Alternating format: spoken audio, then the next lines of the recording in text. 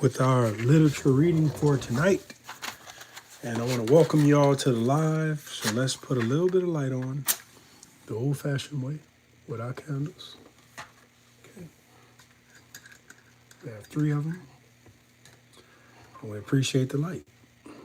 Let's try not to get burned. Alrighty. So we have a little water in this sake jar. And that way we can stay within code, right? So, I'd like to welcome you. Let's pick up our matches.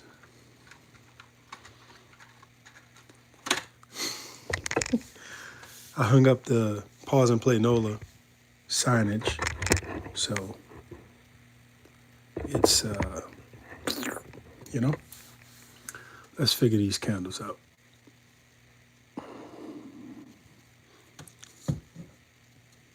Because I had something I put on this desk, and it just didn't work out. So, that's where we at. Now, what I'd like to do is,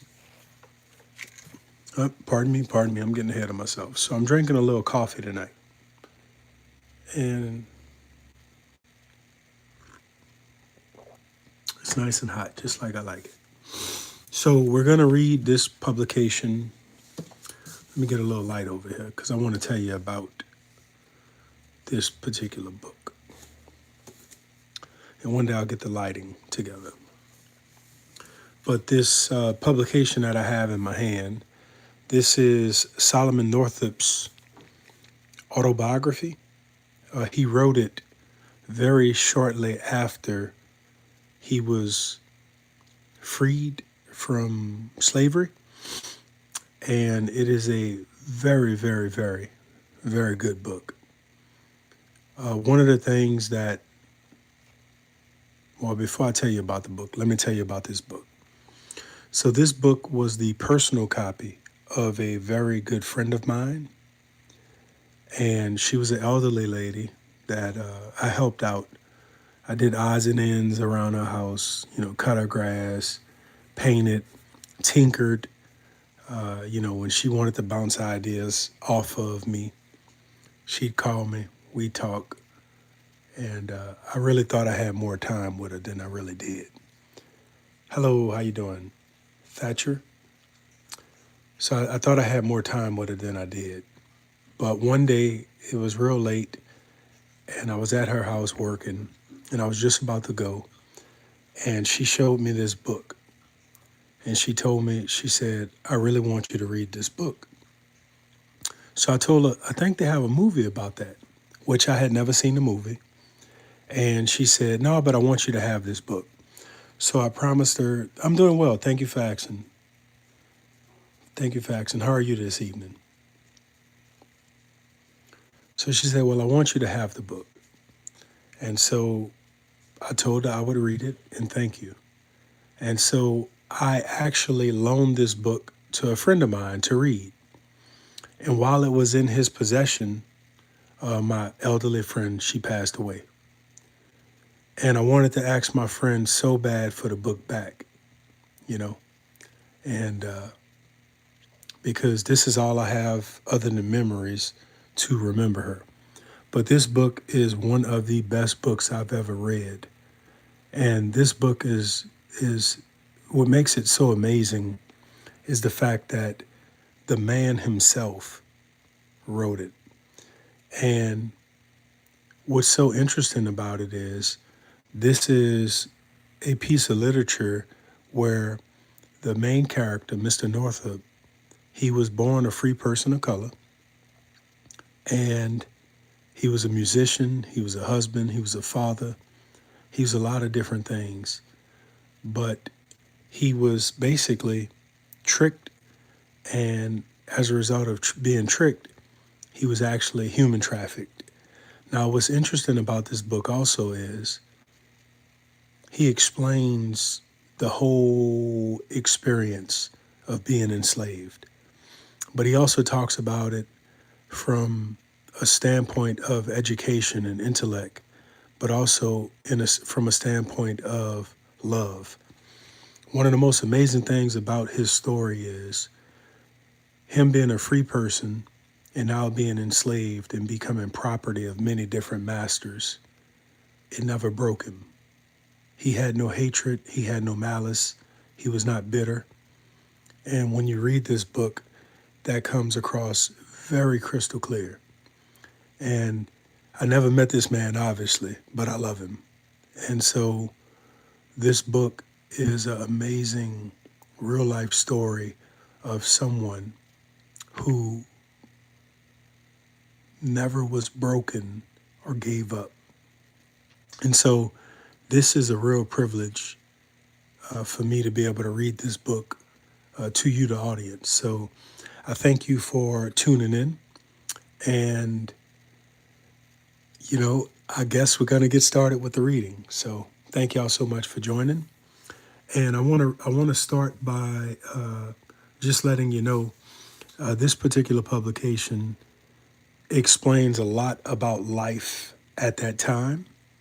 And the man, Mr. Northup, he had the amazing ability to read people and understand people, but he just was a victim of people who weren't what they appeared in this particular instance. And so, so let me read the back cover. It says, "This is no fiction, no exaggeration. If I have failed in anything, it has been in presenting to the reader too prominently the bright side of the picture." And that is exactly how he explains this ordeal that he ended up in. But I just want to tell you this. I just want to give you a little nugget.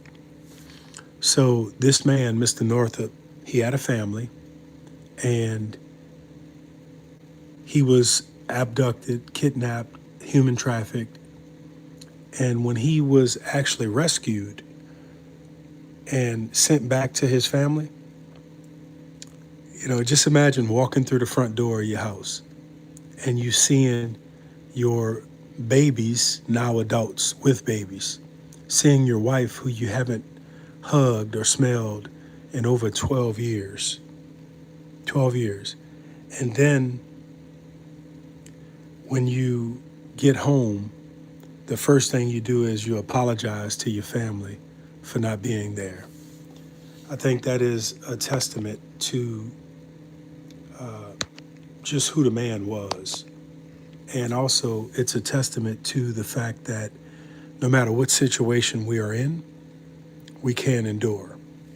So we'll start with the reading of chapter 1. Let me move these candles around because I have to find the best lighting. And just so you'll know, one of the nice things about reading by candlelight is you can't see anything. So you may, I am not a professional reader, but I enjoy the privilege of reading. And I want to read, I just want to let you know that so you don't judge me too hard. All right, so some of my friends have told me that I really need to look at the camera more, and I find it very hard to do while reading. So just bear with me, and we'll get through this together, all right? So we're going to read chapter 1, and let me just wet my whistle, as they say. And I want to thank you again for joining this live literature reading of Mr. Solomon Northup, 12 Years a Slave. All right. Chapter 1. Having been born a free man, and for more than 30 years, enjoyed the blessings of liberty in a free state, and having at the end of that time been kidnapped and sold into slavery, where I remained until happily rescued in the month of January 1853. After a bondage of 12 years, it has been suggested that an account of my life and fortunes would not be uninteresting to the public. Since my return to liberty, I have not failed to perceive the increasing interest throughout the northern states in regard to the subject of slavery. Works of fiction, professing to portray its features in their more pleasing as well as more repugnant aspects, have been circulated to an extent unprecedented, and as I understand, have created a fruitful topic of commitment and discussion. I can speak of slavery only so far as it came under my own observation, only so far as I have known and experienced it in my own person. My object is to give a candid and truthful statement of facts, to repeat the story of my life without exaggeration, leaving it for others to determine whether even the pages of fiction present a picture of more cruel wrong or severe bondage. As far back as I have been able to ascertain, my ancestors on the paternal side were slaves in Rhode Island. They belonged to a family by the name of Northup, one of whom, removing to the state of New York, settled at Hoosick in Rensselaer County. He brought with him Mentis Northup, my father. On the death of this gentleman, which must have occurred some 50 years ago, my father became free, having been emancipated by a direction in his will. Henry B. Northup of Sandy Hill, a distinguished counselor at law, and a man to whom, under Providence, I am indebted for my present liberty, and my return to the society of my wife and children, is a relative of the family in which my forefathers were thus held to service, and from which they took the name I bear. To this fact may be attributed the preserving interest he has taken in my behalf. Some time after my father's liberation, he removed to the town of Minerva, Essex County, New York, where I was born in the month of July 1808. How long he remained in the latter place, I have not the means of definitely ascertaining. From thence he removed to Granville, Washington County, near a place known as Slyboro, where for some years he labored on the farm of Clark Northup, also a relative of his old master. From thence he removed to the Alder Farm at Marsh Street, a short distance north of the village of Sandy Hill, and from thence to the farm now owned by Russell Pratt, situated on the road leading from Fort Edward to Argyle, where he continued to reside until his death, which took place on the 22nd day of November, 1829. He left a widow and 2 children, myself and Joseph, an elder brother. The latter is still living in the county of Oswego, near the city of that name. My mother died during the period of my captivity. Though born a slave and laboring under the disadvantages to which my unfortunate race is subjected, my father was a man respected for his industry and integrity, as many now living who will remember him and ready to testify. His whole life was passed in the peaceful pursuits of agriculture, never seeking employment in these more menial positions, which seem to be especially allotted to the children of Africa. Besides giving us an education surpassing that ordinarily bestowed upon children in our condition, he acquired by his diligence and economy a sufficient property qualification to entitle him the right of suffrage. He was accustomed to speak to us of his early life, and although at all times cherishing the warmest emotions of kindness and even of affection towards the family, in whose house he had been a bondsman, he nevertheless comprehended the system of slavery and dealt with sorrow on the degradation of his race. He endeavored to imbue our minds with sentiments of morality and to teach us to place our trust and confidence in him who regards the humblest as well as the highest of his creatures. How often since that time has the recollection of his paternal counsels occurred to me, while lying in a slave hut in the distant, sickly regions of Louisiana, smarting with the undeserved wounds which an inhumane master had inflicted and longing only for the grave which had covered him, to shield me also from the lash of the oppressor. In the churchyard at Sandy Hill, a humble stone marks the spot where he reposes after having worthily performed the duties appertaining to the lowly sphere wherein God had appointed him to walk. Up to this period, I had been principally engaged with my father in the labors of the farm. The leisure hours allowed me were generally either employed over my books or playing on the violin, an amusement which was the ruling passion of my youth. It has also been the source of consolation since, affording pleasure to the simple beings with whom my lot was cast, and beguiling my own thoughts for many hours from the painful contemplation of my fate. On Christmas Day, 1829, I was married to Ann Hampton, a colored girl then living in the vicinity of our residence. The ceremony was performed at Fort Edward by Timothy Eady, a magistrate of that town, and still a prominent citizen of the place. She had resided a long time at Sandy Hill with Mr. Baird, proprietor of the Eagle Tavern, and also in the family of Reverend Alexander Proudfit of Salem.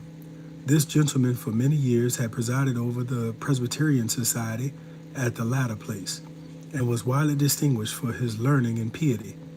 Anne still holds in grateful remembrance the exceeding kindness and the excellent counsels of that good man. She is not able to determine the exact line of her descent, but the blood of three races mingles in her veins. It is difficult to tell whether the red, white, or black predominates.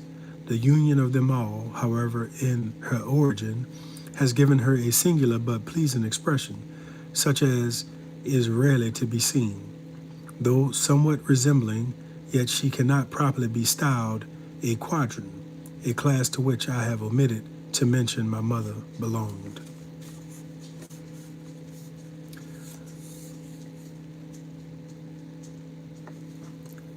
I had just now passed the period of my minority, having reached the age of 21 years in the month of July previous. Deprived of the advice and assistance of my father, with a wife dependent upon me for support, I resolved to enter upon a life of industry, and notwithstanding the obstacle of color and the consciousness of my lowly state, indulged in pleasant dreams of a good time coming when the possession of some humble habitation, with the few surrounding acres, should reward my labors and bring me the means of happiness and comfort. From the time of my marriage to this day, the love I have borne my wife has been sincere and unabated, and only those who have felt the glowing tenderness a father cherishes for his offspring can appreciate my affection for my beloved children, which have since been born to us. This much I deem appropriate and necessary to say, in order that those who read these pages may comprehend the poignancy of those sufferings I have been doomed to bear. Immediately upon our marriage, we commenced housekeeping in the old yellow building, then standing at the southern extremity of Fort Edward Village, and while has since been transformed into a modern mansion and lately occupied by Captain Lathrop, it is known as the Fort House. In this building, the courts were sometime held after the organization of the country.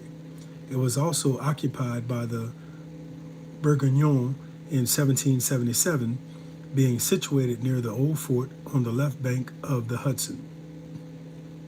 During the winter, I was employed with others repairing the Champlain Canal on that section over which William Van Northwick was superintendent. David Ekron had the immediate charge of the men whose company I labored. By the time the canal opened in the spring, I was enabled from the savings of my wages to purchase a pair of horses and other things necessarily required in the business of navigation. Having hired several efficient hands to assist me, I entered into contracts for the transportation of large rafts of timber from Lake Champlain to Troy. Dwyer Beckwith and Mr. Bartamy of Whitehall accompanied me on several trips. During the season, I became perfectly familiar with the art and mysteries of rafting, a knowledge which afterwards enabled me to render profitable service to a worthy master and to astonish the simple-witted lumbermen on the banks of the Bayou Buff. In one of my voyages down Lake Champlain, I was induced to make a visit to Canada. Repairing to Montreal, I visited the cathedral and other places of interest in that city, from whence I continued my excursion to Kingston and other towns, obtaining a knowledge of localities which was also of service to me afterwards, as well appeared towards the close of this narrative. Having completed my contracts on the canal satisfactorily to myself and to my employer, and not wishing to remain idle, now that the navigation of the canal was again suspended, I entered into another contract with Meaden Gun to cut a large quantity of wood. In this business, I was engaged during the winter of 1831 through 1832. With the return of spring, Anne and myself conceived the project of taking a farm in neighborhood. I had been accustomed from the earliest youth to agriculture labors, and it was an occupation congenial to my taste. I accordingly entered into arrangements for a part of the old Eldon farm on which my father formerly resided. With one cow, one swine, a yoke of fine oxen I had lately purchased of Lewis Brown in Hartford, and other personal property and effects, we proceeded to our new home in Kingsbury. That year I planted 25 acres of corn, sowed large fields of oats, and commenced farming upon a scale as my utmost means would permit. Anne was diligent about the house affairs, while I toiled laboriously in the field. On this place we continued to reside until 1834. In the winter season, I had numerous calls to play on the violin, wherever the young people assembled to dance. I was almost invariably there. Throughout the surrounding villages, my fiddle was notorious.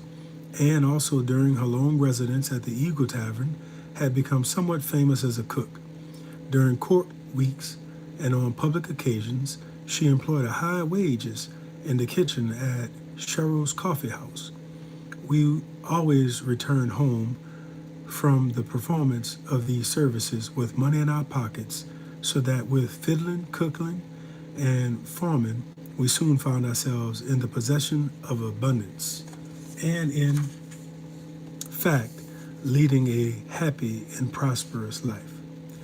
Well, indeed, would it have been for us had we remained on the farm at Kingsbury, but the time came when the next step was to be taken towards the cruel destiny that awaited me. In March 1834, we removed to Saratoga Springs. We occupied a house belonging to Daniel O'Brien on the north side of Washington Street. At that time, Isaac Taylor kept a large boarding house known as Washington Hall at the north end of Broadway. He employed me to drive a hack, in which capacity I worked for him 2 years. After this time, I generally employed through the visiting season, as also was Anne, in the United States Hotel and other public houses of the place. In winter seasons, I relied upon my violin though during the construction of the Troy and Saratoga Railroad, I performed many hard days' labor upon it. I was in the habit at Saratoga of purchasing articles necessary for my family at the stores of Mr. Cephas Parker and Mr. William Perry, gentlemen towards whom, for many acts of kindness, I entertained feelings of strong regard.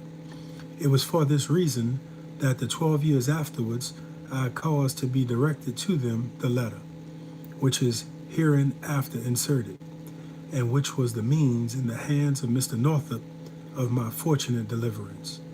While living at the United States Hotel, I frequently met with slaves who had accompanied their masters from the South. They were always well dressed and well provided for, leading apparently an easy life, with but few of its ordinary troubles to perplex them. Many times they entered into conversation with me on the subject of slavery. Almost uniformly, I found they cherished a secret desire for liberty. Some of them expressed the most ardent anxiety to escape and consulted me on the best method of effecting it. The fear of punishment, however, which they knew was certain to attend their recapture and return, in all cases, proved sufficient to deter them from the experiment. Having all my life breathed the free air of the North, and conscious that I possessed the same feelings and affections that find a place in the white man's breast, conscious, moreover, of an intelligence equal to that of some men, at least with a fairer skin, I too was ignorant, perhaps too independent, to conceive how anyone could be content to live in the abject condition of a slave. I could not comprehend the justice of that law or that religion which upholds or recognizes the principle of slavery. And never once, I am proud to say, that I failed to counsel anyone who came to me to watch his opportunity and strike for freedom. I continued to reside at Saratoga until the spring of 1841. The flattering anticipations which 7 years before had seduced us from the quiet farmhouse on the east side of the Hudson had not been realized. Though always in comfortable circumstances, we had not prospered. The society and associations at the world-renowned watering place were not calculated to preserve the simple habits of industry and economy to which I had been accustomed, but on the contrary, to substitute others in their stead, tending to shiftlessness and extravagance. At this time, we were the parents of 3 children, Elizabeth, Margaret, and Alonzo. Elizabeth, the eldest, was in her 10th year. Margaret was 2 years younger, and little Alonzo had just passed his 5th birthday. They filled our house with gladness. Their young voices were music in our ears. Many an airy castle did their mother and myself build for the little innocents. When not a labor, I was always walking with them, clad in their best attire, through the streets and groves of Saratoga. Their presence was my delight, and I clasped them to my bosom with as warm and tender love as their clouded skins had been as white as snow. Thus far, the history of my life presents nothing, however, unusual, nothing but the common hopes and loves and labors of an obscure colored man, making his humble progress in the world. But now I had reached a turning point in my existence, reached the threshold of unutterable wrong and sorrow and despair. Now had I approached within the shadow of the cloud into the thick darkness whereof I was soon to disappear, thenceforth to be hidden from the eyes of all my kindred and shut out from the sweet light of liberty for many a weary year. So that was chapter 1 of the autobiography of Solomon Northup, 12 Years a Slave. And so, hey Shelly, how are you? Hey Kayla. Hey Jackie. And welcome all. So that was chapter 1. And next up, the next time we read, we'll read chapter 2. I kind of want to read chapter 2 now. Tell you what, we're going to read chapter 2 now. I can't put the book down. It's good to hear from you, Shelley. Yeah, I'm not going to put the book down. I'm going to just read chapter 2. So this is chapter 1 and chapter 2 of the book, The Autobiography of Solomon Northup, 12 Years a Slave. This is my favorite book, and it is a true masterpiece. So we're going to start reading chapter 2. One morning, towards the latter part of the month of March, 1841, having at that time no particular business to engage my attention, I was walking about the village of Saratoga Springs, thinking to myself where I might obtain some present employment until the busy season should arrive. and, as was her usual custom, had gone over to Sandy Hill, a distance of some 20 miles, to take charge of the culinary department at Cheryl's Coffee House. During the session of the court, Elizabeth, I think, had accompanied her. Margaret and Alonzo were with their aunt at Saratoga, on the corner of Congress Street and Broadway near the tavern then, and for aught I know to the contrary, still kept by Mr. Moon. I was met by two gentlemen of respectable appearance, both of whom were entirely unknown to me. I have the impression that they were introduced to me by someone of my acquaintances, but who? I have in vain endeavored to recall, with the remark that I was an expert player on the violin. At any rate, they immediately entered into conversation on that subject, making numerous inquiries touching my proficiency in that respect. My responses being to all appearances satisfactory, they proposed to engage my services for a short period, stating, at the same time, I was just such a person as their business required. Their names, as they afterwards gave them to me, were Merrill Brown and Abram Hamilton. Though whether these were their true appellations, I have strong reasons to doubt. The former was a man apparently 40 years of age, somewhat short and thick-set, with a countenance indicating shrewdness and intelligence. He wore a black frock coat and black hat, and said he resided either at Rochester or at Syracuse. The latter was a young man of fair complexion and light eyes, and I should judge had not passed the age of 25. He was tall and slender, dressed in a snuff-colored coat of 25. He was tall and slender, dressed in a snuff-colored coat with glossy hat and vest of elegant pattern. His whole apparel was in the extreme of fashion. His appearance was somewhat effeminate, but prepossessing, and there was about him an easy air that showed he had mingled with the world. They were connected, as they informed me, with a circus company, then in the city of Washington, that they were on their way thither to rejoin it, having left it for a short time to make an excursion northward for the purpose of seeing the country, and were paying their expenses by an occasional exposition.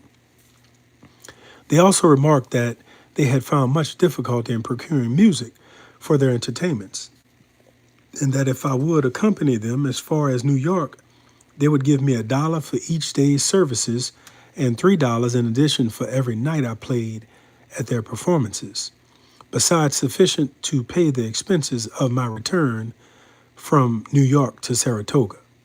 I at once accepted the tempting offer, but for the reward it promised, and from a desire to visit the metropolis. They were anxious to leave immediately, thinking my absence would be brief. I did not deem it necessary to write Anne whether I had gone, in fact, supposing that my return perhaps would be as soon as hers. So taking a change of linen and my violin, I was ready to depart. The carriage was brought round, a covered one, drawn by a pair of noble bays, altogether forming an elegant establishment. Their baggage consisted of 3 large trunks, was fastened on the rack and mounting to the driver's seat. While they took their places in the rear, I drove away from Saratoga on the road to Albany, elated with my new position and happy I was as I had ever been on any day in my life. We passed through Boston and striking the river road, as it is called, if my memory correctly serves me, followed it direct to Albany. We reached the city before dark and stopped at a hotel southward from the museum. The night I had an opportunity of witnessing one of their performances, the only one during the whole period I was with them. Hamilton was stationed at the door. I formed the orchestra while Brown provided the entertainment. It consisted in throwing balls, dancing on the rope, frying pancakes in a hat, causing invisible pigs to squeal, and other like feats of ventriloquism and legerdemain. The audience was extraordinarily sparse, and not of the selectest character at that. And Hamilton's report of the proceeds presented but a beggarly account of empty boxes. Early next morning, we renewed our journey. The burden of their conversation now was the expression of an anxiety to reach the circus without delay. They hurried forward without again stopping to exhibit, and in due course of time, we reached New York, taking lodgings at a house on the west side of the city, in a street running from Broadway to the river. I suppose my journey was at the end, and expected in a day or two at least to return to my friends and family at Saratoga. Brown and Hamilton, however, began to importune me to continue with them to Washington. They alleged that immediately on their arrival now, that the summer season was approaching, the circus would set out for the north. They promised me a situation and high wages if I would accompany them. Largely did they expatiate on the advantages that would result to me, and such were the flattering representations they made, that I finally concluded to accept the offer. The next morning they suggested that, inasmuch as we were about to enter a slave state, it would be well before leaving New York to procure free papers. The idea struck me as a prudent one, though I think it would scarcely have occurred to me had they not proposed it. We proceeded at once to what I understood to be the custom house. They made an oath to certain facts showing I was a free man. A paper was drawn up and handed us, with the direction to take it to the clerk's office. We did so, and the clerk having added something to it, for which he was paid 6 shillings. We returned again to the custom house. Some further formalities were gone through with before it was completed, when paying the officer $2. I placed the papers in my pocket and started with my 2 friends to our hotel. I thought at the time, I must confess, that the papers were scarcely worth the cost of obtaining them. The apprehension of danger to my personal safety, never had suggested itself to me in the remotest. The clerk to whom we were directed, I remember, made a memorandum in a large book, which I presume is in the office yet, a reference to the entries during the latter part of March or 1st of April 1841. I have no doubt will satisfy the incredulous, at least so far as this particular transaction is concerned. I'm going to drink a little, pardon me.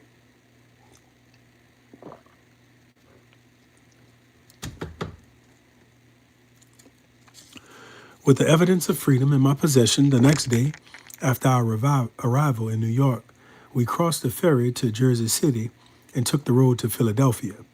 Here we remained one night, continuing our journey towards Baltimore early in the morning. In due time, we arrived in the latter city and stopped at a hotel near the railroad depot, kept by a Mr. Rathorn, or known as the Rathbone House. All the way from New York, their anxiety to reach the circus seemed to grow more and more intense. We left the carriage at Baltimore and, entering the cars, proceeded to Washington, at which place we arrived just at nightfall, the evening previous to the funeral of General Harrison, and stopped at Gadsby Hotel on Pennsylvania Avenue. After supper, they called me to their apartment and paid me $43, a sum greater than my wages amounted to, which act of generosity was in consequence, they said, of their not having exhibited as often as they had given me to anticipate during our trip to Saratoga. They moreover informed me that it had been the intention of the circus company to leave Washington the next morning, but that on account of the funeral, they had concluded to remain another day. They were then, as they had been from time of our first meeting, extremely kind. No opportunity was omitted of addressing me in the language of approbation, while on the other hand, I was certainly much prepossessed in their favor. I gave them my confidence without reserve, and would freely have trusted them to almost any extent. Their constant conversation and manner towards me, their foresighted in suggesting the idea of free papers, and 100 other little acts unnecessary to be repeated, all indicated that they were friendly indeed, sincerely solicitous for my welfare. I now, pardon me, I know not, but they were, I know not, but they were innocent of the great wickedness of which I now believe them guilty. Whether they were accessory to my misfortune, subtle and inhumane monsters in the shape of men, designedly luring me away from my home and family and liberty for the sake of gold, those who read these pages will have the same means of determining as myself. If they were innocent, my sudden disappearance must have been unaccountable indeed, but revolving in my mind all the attending circumstances, I never yet could indulge towards them so charitable a supposition. After receiving the money from them, of which they appeared to have an abundance, they advised me not to go into the streets that night, and as much as I was unacquainted with the customs of the city, promising to remember their advice, I left them together, and soon after I was shown by a colored servant to a sleeping room in the back part of the hotel on the ground floor. I lay down to rest, thinking of home and wife and children and the long distance that stretched between us until I fell asleep. But no good angel of pity came to my bedside, bidding me to fly. No voice of mercy forewarned me of my dreams of the trials that were just at hand. The next day there was a great pageant in Washington. The roar of cannon and the tolling of bells filled the air, while many houses were shrouded with crape, and the streets were black with people. As the day advanced, the procession made its appearance, coming slowly through the avenue, carriage after carriage, in a long succession, while thousands upon thousands followed on foot, all moving to the sound of melancholy music. They were bearing the dead body of Harrison to the grave. From early in the morning, I was constantly in the company of Hamilton and Brown. They were the only persons I knew in Washington. We stood together as the funeral pomp passed by. I remember distinctly how the widow glass would break and rattle to the ground after each report of the cannon they were firing in the burial ground. We went to the Capitol and walked a long time about the grounds. In the afternoon, they strolled towards the president's house, all the time keeping me near to them and pointing out various places of interest. As yet, I had seen nothing of the circus. In fact, I had thought of it but little, if at all, amidst the excitement of the day. My friends several times during the afternoon entered drinking saloons and called for liquor. They were by no means in the habit, however, so far as I knew of them, of indulging to excess. On these occasions, after serving themselves, they would pour out a glass and hand it to me. I did not become intoxicated, as may be inferred from what subsequently occurred. Towards evening, and soon after partaking of one of these potations, I began to experience most unpleasant sensation. I felt extremely ill. My head commenced aching, a dull, heavy pain, inexpressibly disagreeable. At the supper table, I was without appetite. The sight and flavor of food was nauseous. About dark, the same servant conducted me to the room I had accompanied the previous night. Brown and Hamilton advised me to retire, commiserating me kindly, and expressing hopes that I would be better in the morning.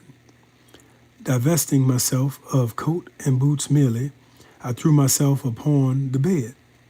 It was impossible to sleep. The pain in my head continued to increase until it became almost unbearable. In a short time, I became thirsty. My lips were parched. I could think of nothing but water, of lakes and flowing rivers, of brooks where I had stooped to drink, and of the dripping bucket rising with its cool and overflowing nectar from the bottom of the well. Towards midnight, as near as I could judge, I arose unable to longer bear such intensity of thirst. I was a stranger in the house and knew nothing of its apartments. There was no one up, as I could observe. Groping about at random, I knew not where. I found a way at last to the kitchen in the basement. 2 or 3 colored servants were moving through it, one of whom, a woman, gave me 2 glasses of water. It afforded momentary relief, but by the time I had reached my room again, the same burning desire of drink, the same tormenting thirst, had again returned. It was even more torturing than before, as was also the wild pain in my head. If such a thing could be, I was in sore distress, in most excruciating agony. I seemed to stand on the brink of madness. The memory of that night of horrible suffering will follow me to the grave. In the course of an hour or more, after my return from the kitchen, I was conscious of someone entering my room. There seemed to be several, a mingling of various voices. But how many, or who they were, I could not tell. Whether Brown or Hamilton were among them is a matter of conjecture. I only remember with any degree of distinctness that I was told it was necessary to go to the physician and procure medicine, and that pulling on my boots without coat or hat, I followed them a long passageway or alley into the open street. It ran out at right angles from Pennsylvania Avenue. On the opposite side, there was a light burning in a window. My impression is there were then 3 persons with me, but it is altogether indefinite and vague, and like the memory of a painful dream, going towards the light, which I imagine proceeded from a physician's office and seemed to recede as I advanced, is the last glimmering recollection I can now recall. From that moment I was insensible. How long I remained in that condition, whether only the night or many days and nights, I do not know. But when consciousness returned, I found myself alone in utter darkness and in chains. The pain in my head had subsided in a measure, but I was very faint and weak. I was sitting upon a low bench made of rough boards and without coat or hat. I was handcuffed. Around my ankles also were a pair of heavy fetters. One end of the chain was fastened to a large ring in the floor, and the other to the fetters on my ankles. I tried in vain to stand upon my feet. Waking from such a painful trance, it was some time before I could collect my thoughts. Where I was, what was the meaning of these chains? Where were Brown and Hamilton? What had I done to deserve imprisonment in such a dungeon? I could not comprehend. There was a blank of something indefinite period preceding my awakening in that lonely place, the events of which the utmost stretch of memory was unable to recall. I listened intently for some sign of sound of life, but nothing broke the oppressive silence, save the clanking of my chains. Whenever I chanced to move, I spoke aloud, but the sound of my voice startled me. I felt of my pockets, so far as the fetters would allow, far enough, indeed, to ascertain that I had not only been robbed of liberty, but that my money and free papers were also gone. Then did the idea begin to break upon my mind, at first dim and confused, that I had been kidnapped, but that I thought was incredible. There must have been some misapprehension, some unfortunate mistake. It could not be that a free citizen of New York who had wronged no man nor violated any law should be dealt this inhumanely. The more I contemplated my situation, however, the more I became confirmed in my suspicion. It was a desolate thought indeed. I felt there was no trust or mercy in unfeeling man, and commending myself to God of the oppressed, bowed my head upon my fettered hands, and wept most bitterly. So I'd like to welcome everybody who's on. We're reading the autobiography of Mr. Solomon Northup, 12 Years a Slave. This is a riveting publication. This is a fantastic autobiography of a man that endured freedom, captivity, and was returned home to his family 12 years later. This is a great autobiography, and it's a privilege to be able to read it. So I'll ask you who are watching, would you like for me to read chapter 3 tonight? And while you're thinking about that, I'm going to take a little sip of my coffee.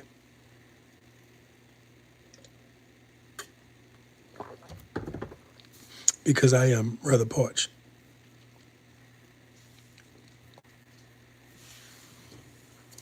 So we read chapter 1 and we read chapter 2.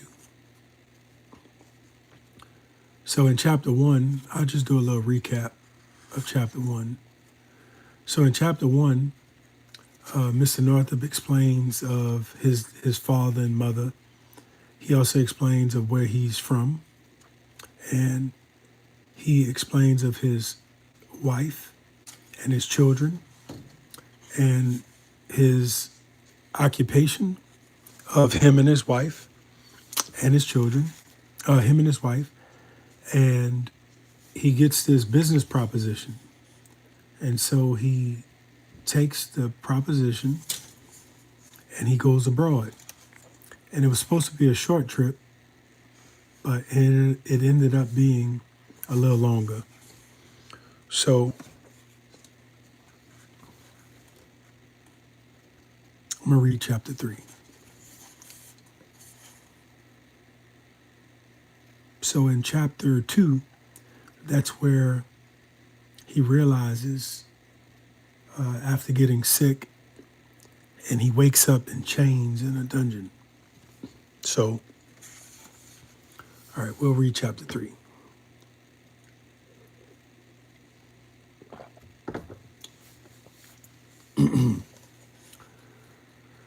Some 3 hours elapsed, during which time I remained seated on the low bench, absorbed in painful meditations. At length I heard the crowing of a cock, and soon a distant rumbling sound, as of carriages hurrying through the streets, came to my ears, and I knew that it was day.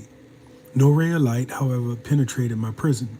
Finally I heard footsteps immediately overhead, as of someone walking to and fro. It occurred to me then that I must be in an underground apartment, and the damp, moldy odors of the place confirmed the supposition. The noise above continued for at least an hour, when at last I heard footsteps approaching from within. A key rattled in the lock. A strong door swung back upon its hinges, admitting a flood of light, and 2 men entered and stood before me.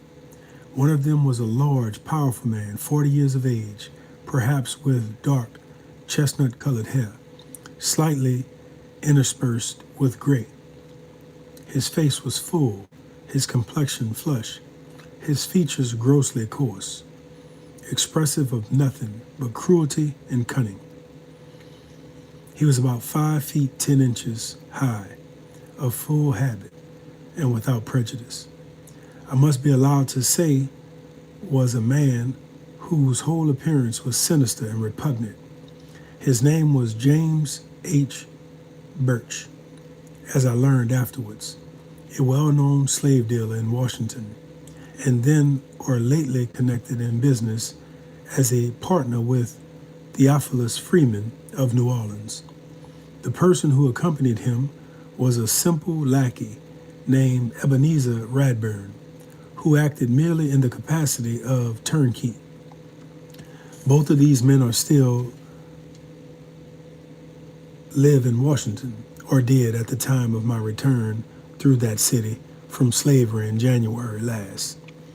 The light admitted through the open door enabled me to observe the room in which I was confined. It was about 12 feet square, the walls of solid masonry. The floor was of heavy plank. There was one small window crossed with great iron bars, with the outside shutter securely fastened. An iron-bound door led into an adjoining cell or vault, wholly destitute of windows or any means of admitting light. The furniture of the room in which I was consisted of the wooden bench on which I sat, an old-fashioned dirty box stove, and besides these in either cell there was neither bed nor blanket, nor any other thing whatever. The door through which Birch and Radburn entered led through a small passage up a flight of steps into a yard surrounded by a brick wall 10 or 12 feet high, immediately in rear of a building of the same width as itself. The yard extended rearward from the house about 30 feet. In one part of the wall there was a strongly ironed door, opening into a narrow covered passage, leading along one side of the house into the street. The doom of the colored man upon whom the door leading out of that narrow passage closed was sealed. The top of the wall supported one end of a roof, which ascended inwards, forming a kind of open shed. Underneath the roof there was a crazy loft all around, where slaves, if so disposed, might sleep at night, or in inclement weather seek shelter from the storm. It was like a farmer's barnyard in most respects, save it was so constructed that the outside world could never see the human cattle that were herded there. The building to which the yard was attached was 2 stories high, fronting on one of the public streets of Washington. Its outside presented only the appearance of a quiet private residence. A stranger looking at it would never have dreamed of its execrable uses, strange as it may seem. Within plain sight of the same house, looking down from its commanding height upon it, was the Capitol. The voices of patriotic representatives boasting of freedom and equality, and the rattling of the poor slaves' chains among commingled, a slave pen within the very shadow of the Capitol.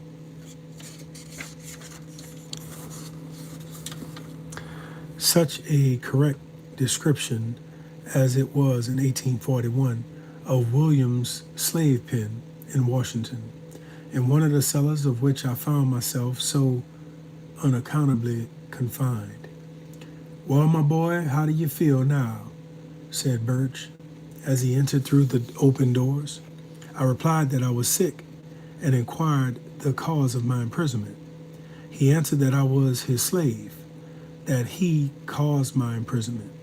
He answered that I was his slave, that he had bought me, and that he was about to send me to New Orleans. I asserted loudly and boldly that I was a free man, a resident of Saratoga, where I had a wife and children who were also free, and that my name was Northup. I complained bitterly of the strange treatment I had received and threatened upon my liberation to have satisfaction for the wrong. He denied that I was free, and with an emphatic oath declared that I came from Georgia. Again and again I asserted I was no man's slave, and insisted upon his taking off my chains at once. He endeavored to hush me, as if he feared my voice would be overheard, but I would not be silent, and I denounced the authors of my imprisonment, whoever they might be, as unmitigated villains.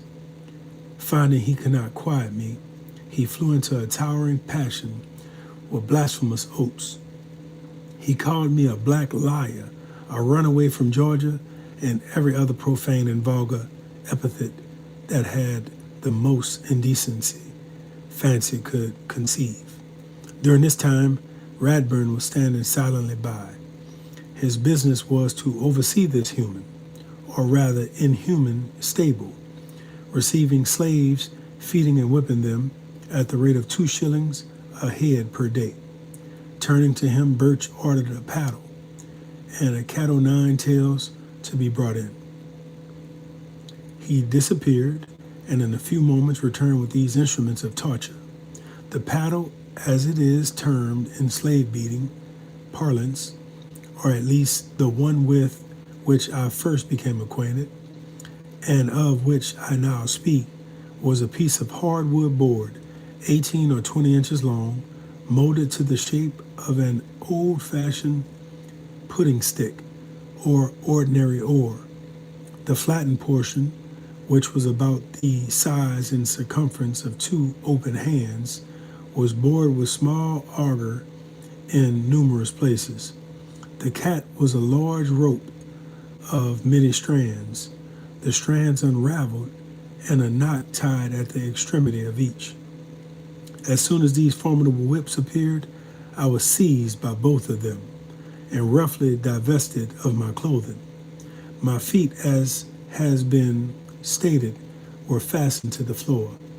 Drawing me over the bench, face downwards, Radburn placed his heavy foot upon the fetters between my wrists, holding them painfully to the floor. With the paddle, Birch commenced beating me. Blow after blow was inflicted upon my naked body. When his unrelenting arms grew tired, he stopped and asked if I still insisted I was a free man. I did not insist upon it. And then the blows were renewed, faster and more energetically, if possible, than before. When again tired, he would repeat the same question, and receiving the same answer, continued his cruel labor. All this time the incarcerate devil was uttering most fiendish oaths. At length the paddle broke, leaving them useless, handle in his hand. Still I would not yield. All his brutal blows could not force my lips the foul lie that I was a slave. Casting madly on the floor the handle of the broken paddle, he seized the rope. This was far more painful than the other.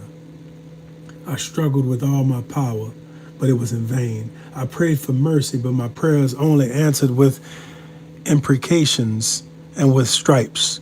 I thought I must die beneath the lashes of the accused brute. Even now the flesh crawls upon my bones as I recall the scene. I was all on fire. My sufferings I can compare to nothing else than the burning agonies of hell.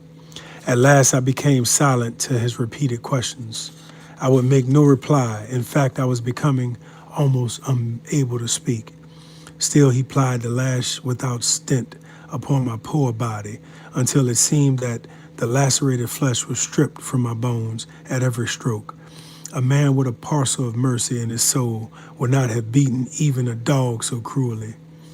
At length Radburn said that it was useless to whip me any more, that I would be sore enough. Thereupon Birch desisted, saying, with an admonitory shake of his fist in his face, and hissing the words through his firm-set teeth, that if I ever dared to utter again that I was entitled to my freedom, that I would be kidnapped or anything whatever of the kind, the castigation I had just received was nothing in comparison with what would follow. He swore that he would either conquer or kill me. With these consolatory words, the fetters were taken from my wrists, my feet still remaining fastened to the ring.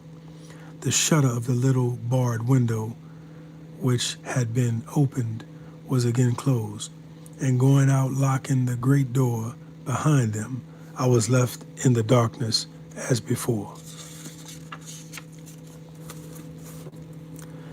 In an hour, perhaps two, my heart leaped to my throat as the key rattled in the door again. I who had been so lonely and who had longed so ardently to see someone, I cared not who. Now shuddered at the thought of a man's approaching. A human face was fearful to me, especially a white one. Radburn entered, bringing with him on a tin plate a piece of shriveled fried pork, a slice of bread, and a cup of water. He asked me how I felt, and I remarked that I had received a pretty severe flogging. He remonstrated with me against the propriety of asserting my freedom. In rather a patronizing and confidential manner, he gave it to me as his advice, that the less I said on that subject, the better it would be for me. The man evidently endeavored to appear kind, whether touched at the sight of my sad condition or with the view of silencing on my part any further expression of my rights. It is not necessary to conjecture. He unlocked the fetters from my ankles, opened the shutters of a little window, and departed, leaving me again alone. By this time I had become stiff and sore. My body was covered with blisters, as it was with great pain and difficulty that I could move. From the window I could observe nothing but the roof resting on the adjacent wall. At night I lay down upon the damp, hard floor without any pillow or covering whatever. Punctually, twice a day, Radburn came in with his pork and bread and water. I had but little appetite, though I was tormented with continual thirst. My wounds would not permit me to remain but a few minutes in any one position. So sitting or standing or moving slowly round, I passed the days and nights. I was heartsick and discouraged. Thoughts of my family, of my wife and children, continually occupied my mind. When sleep overpowered me, I dreamed of them, dreamed I was again in Saratoga, that I could see their faces and hear their voices calling me, awakening from the pleasant phantoms of sleep to the bitter realities around me. I could but groan and weep. Still my spirit was not broken. I indulged the anticipation of escape, and that speedily it was impossible. I reasoned that men could be so unjust as to detain me as a slave when the truth of my case was known. Birch, ascertaining I was no runaway from Georgia, I certainly let me go. Thus, those suspects of Brown and Hamilton were not unfrequent. I could not reconcile to myself the idea that they were instruments to my imprisonment. Surely they would seek me out. They would deliver me from Thaldron. Alas, I had not then learned the measure of man's inhumanity to man, nor to what limitless extent of wickedness he will go for the love of gain. Thank you, Liz. Thank you so much. In the course of several days, the outer door was thrown open, allowing me the liberty of the yard. There I found 3 slaves, one of them a lad 10 years, the others young men about 20 and 25. I was not long in informing an acquaintance and learning their names and the particulars of their history. The eldest was a colored man named Clemens Ray. He had lived in Washington, had driven a hack, and worked in a livery stable there for a long time. He was very intelligent and fully comprehended his situation. The thought of going south overwhelmed him with grief. Birch had purchased him a few days before and had placed him there until such time as he was ready to send him to New Orleans market. From him I learned for the first time that I was in William's slave pen, a place I had never heard of previously. He described to me the uses for which it was designed. I repeated to him the particulars of my unhappy story, but he could only give me the consolation of his sympathy. He also advised me to be silent henceforth on the subject of my freedom, for knowing the character of Birch, he assured me that it would only be attended with renewed whipping. The next eldest was named John Williams. He was raised in Virginia, not far from Washington. Birch had taken him in payment of a debt, and he constantly entertained the hope that his master would redeem him, a hope that was subsequently realized. The lad was a sprightly child, that he answered the name of Randall.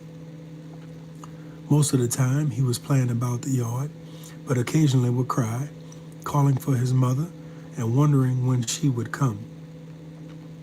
His mother's absence seems to be the great and only grief in his little heart.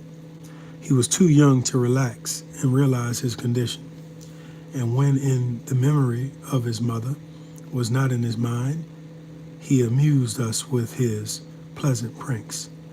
At night, Ray, Williams, and the boys slept in the loft of the shed, while I was locked in the cell. Finally, we were each provided with blankets, such as are used upon horses, the only bedding I was allowed.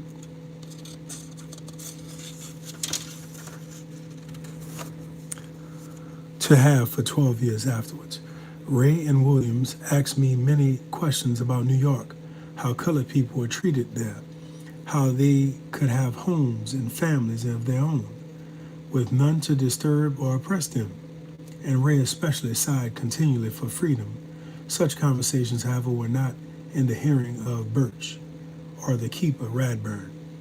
Aspirations such as these would have brought down the lash upon our backs.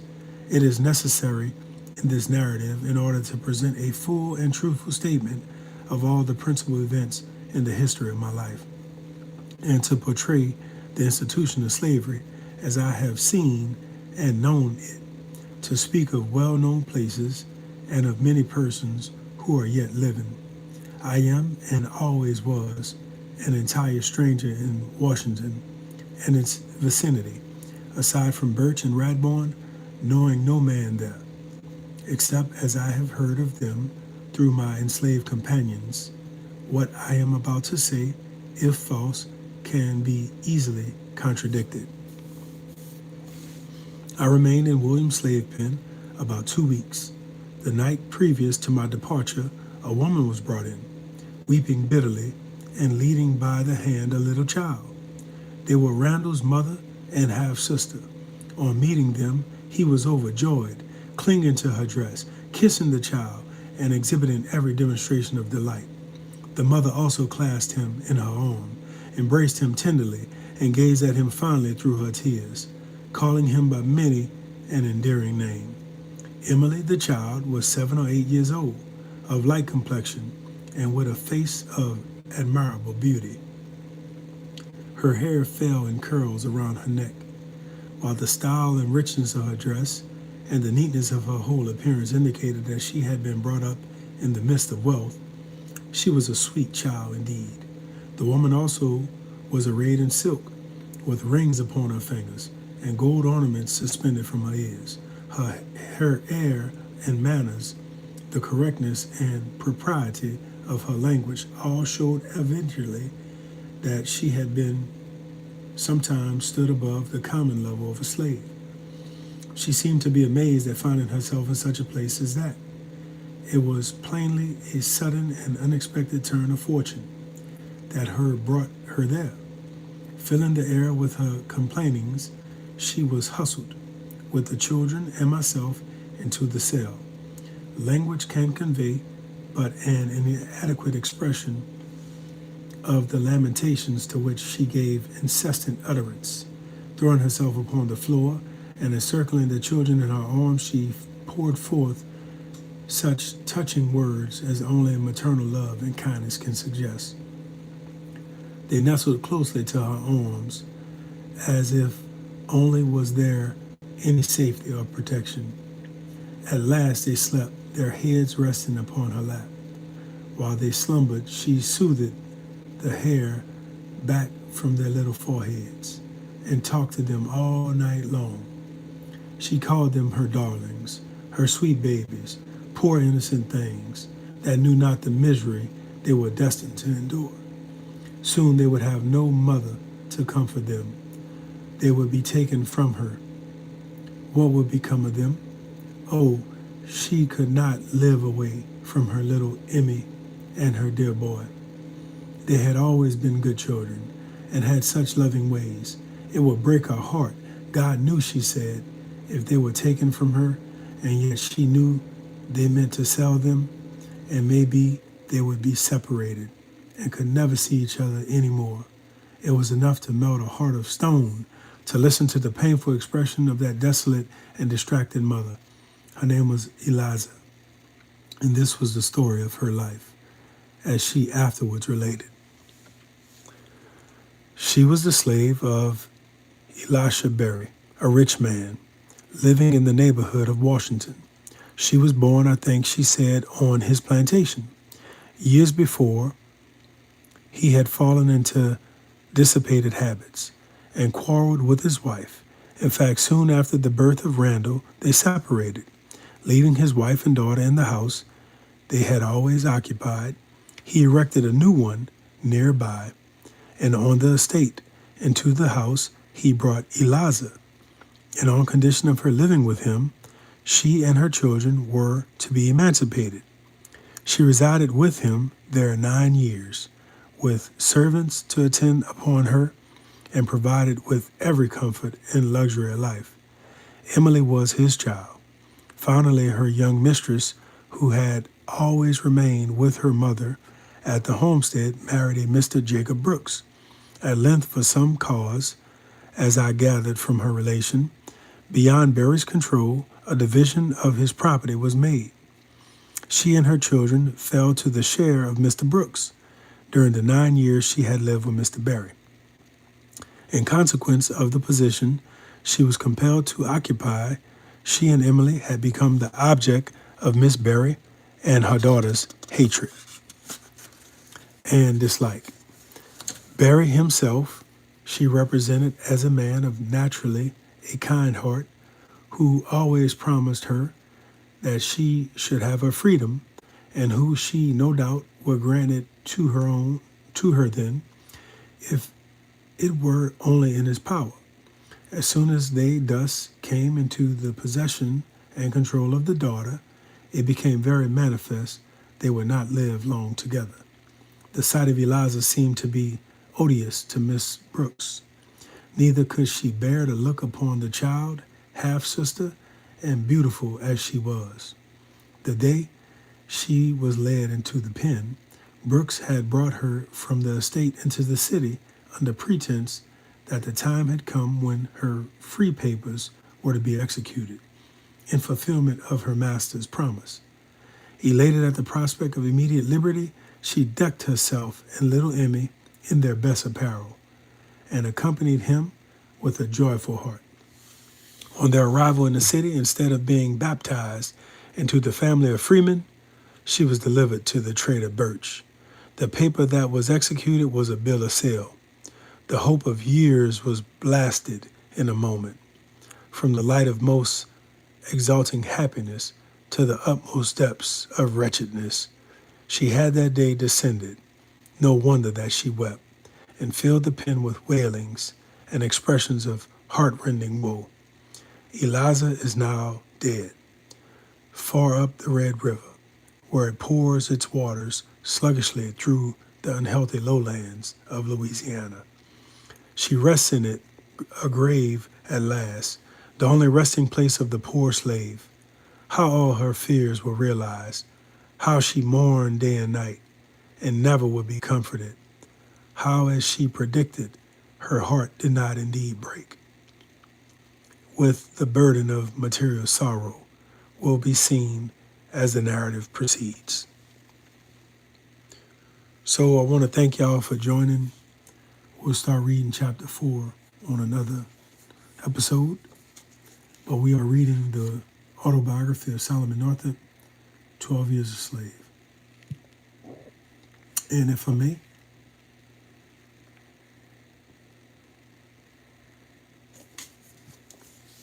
I want to thank y'all for tuning in. And I appreciate y'all listening to 3 chapters of 12 Years a Slave. This is a fascinating book. And I want to share the front cover with you. 12 Years a Slave. Introduction and Notes by Eric Ashley Hairston. In a stunning reversal of stereotype, he is often a man among beasts, Eric Ashley Hairston's from the introduction. One of the most compelling and detailed slave narratives in existence, 12 Years a Slave, is the chronicle of the amazing ordeal of Solomon Northup, a free African American kidnapped in the North and impressed into slavery in Louisiana. There must have been some misapprehension, some unfortunate mistake, writes Northup.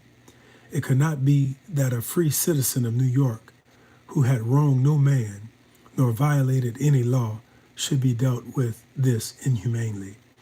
As an educated man, torn from freedom and plunged into slavery, he brings into exact clarity the life and labor of slaves in the antebellum American South, the complex economic choices and ironic moral concessions of slaveholding, and the calamitous effect of slavery on the foundations of civilization. Throughout his horrific imprisonment, Solomon Northup resists the urge to laud himself as an exemplary character. Now, the back of the book. This is no fiction, no exaggeration. If I have failed in anything, it has been in presenting to the reader too prominently the bright side of the picture. From 12 Years a Slave. So I want to thank you for joining this live reading of the fascinating autobiography of Mr. Solomon Northup. And I want to thank you for tuning in.